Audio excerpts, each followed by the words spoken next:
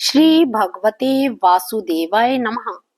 प्रभु वंदना में आप सभी का स्वागत है, जहां प्रभु की भक्ति से सिर्फ मन ही नहीं बदलता, भाग्य बदल जाता है।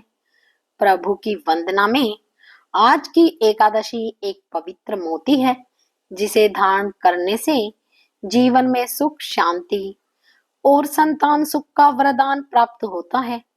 वैशाख मास के पवित्र समय में आती है एक विशेष एकादशी, जिसका नाम है वरथुनी एकादशी।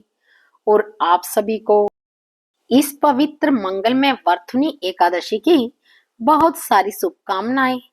ग्रीष्म ऋतु में वैशाख मास के पवित्र मास में आने वाली यह वरथुनी एकादशी मनुष्य के सहस्त्र जन्मों के पापों को तत्क्षण भस्म कर देती है। इस एकादशी का पालन करने से मनुष्य अपनी भक्ति और आध्यात्मिक यात्रा तीव्रता से गति कर सकता है। भगवान श्री कृष्ण को प्रसन्न करके वैकुंठ प्राप्त कर सकता है। इस एकादशी को सबसे शुभ और फलदायी माना गया है। मान्यता के अनुसार वरथुनी एकादशी व्रत करने से व्यक्ति के सारे पापों का नाश होता है और उसे सौभाग्य की प्राप्ति होती है।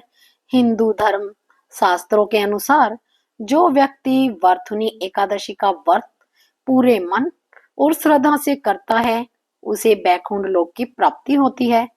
पूरी विधि विधान से वरथुनी एकादशी करने वाले व्यक्ति के सारे पाप नष्ट हो जाते हैं। आइए सुनते हैं वरथुनी एकादशी व्रत की कथा। प्राचीन काल में मानधाता नाम का एक राजा नर्मदा नदी के तट पर राज करता था। वह अत्यंत दानी और तपस्वी था। राजा हमेशा धार्मिक कार्यों और पूजा पाठ में लीन रहता था। एक बार जब राजा वन में तपस्या में लीन था, तभी ना जाने किसी ओर से एक जंगली भालू आया और राजा के पैर को चबाने लगा। राजा तनिक भी नहीं घबराया और अपनी तपस्या में लीन ही रहा, परंतु वो भालू राजा के पैर को चबाते हुए घसीटकर उसे ले जाने लगा। तब राजा ने तपस्या धर्म का पालन करते हुए, बिना क्रोध करते हुए अपनी रक्षा के लिए भगवान विष्णु से प्रार्थना की।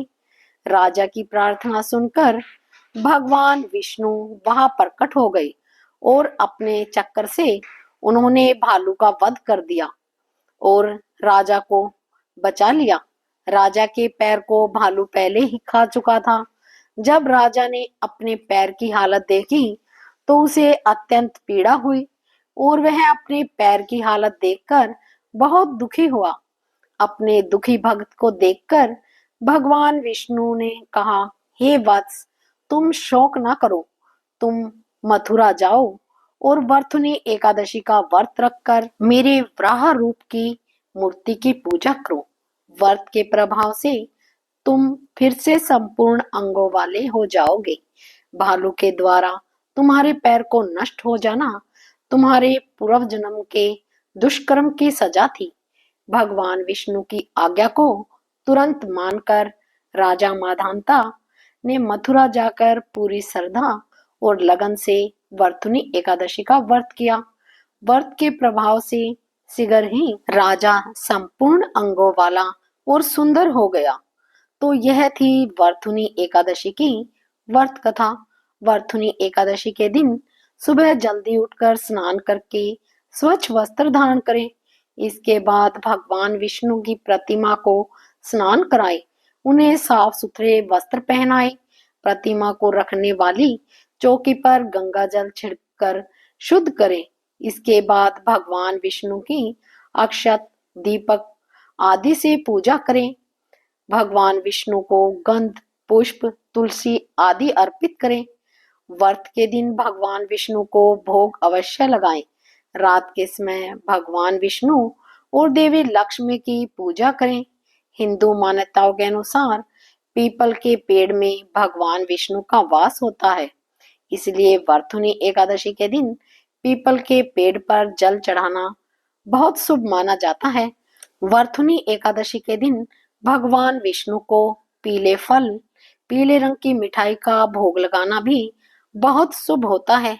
एकादशी के दिन भगवान विष्णु के साथ माँ लक्ष्मी की पूजा करने से घर में सुख, समृद्धि और धन का आगमन होता है।